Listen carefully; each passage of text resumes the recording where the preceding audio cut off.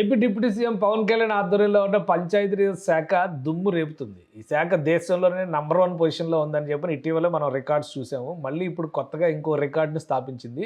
దేశంలో ప్రధాన మంత్రి గ్రామ్ సడక్ యోజన అమలు చేయడంలో రెండో స్థానంలో నిలిచింది. దీనికి సంబంధించినటువంటి వివరాలని గ్రామీణాభివృద్ధి శాఖ కమిషనర్ కృష్ణతేజ ఐఏఎస్ వెల్లడించారు. 2024, 25, 2025, 26 సంవత్సరాలు గాను ఆంధ్రప్రదేశ్ దేశంలోనే ప్రధానమంత్రి గ్రామీణ సడక్ యోజన అమలులో రెండో స్థానంలో నిలిచింది. అది నిరంతర పర్యవేక్షణలు, క్షేత్రస్థాయి నాణ్యత పరిశీలనలతోనే సాధ్యమైంది. 2020, 21లో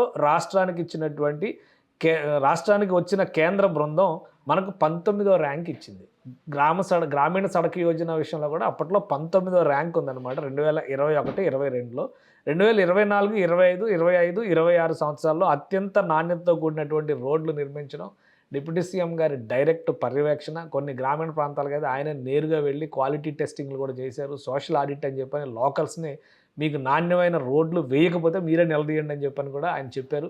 సో వీటన్నిటి ఫలితంగా మెరుగైనటువంటి రహదారి వ్యవస్థ, నాణ్యమైనటువంటి రోడ్ల వ్యవస్థను ఏర్పాటు చేయడంలో దేశంలోనే రెండో స్థానానికి చేరింది ప్రధానమంత్రి గ్రామీణ సడక్ యోజన అమల్లో ఆంధ్రప్రదేశ్ ప్రభుత్వం.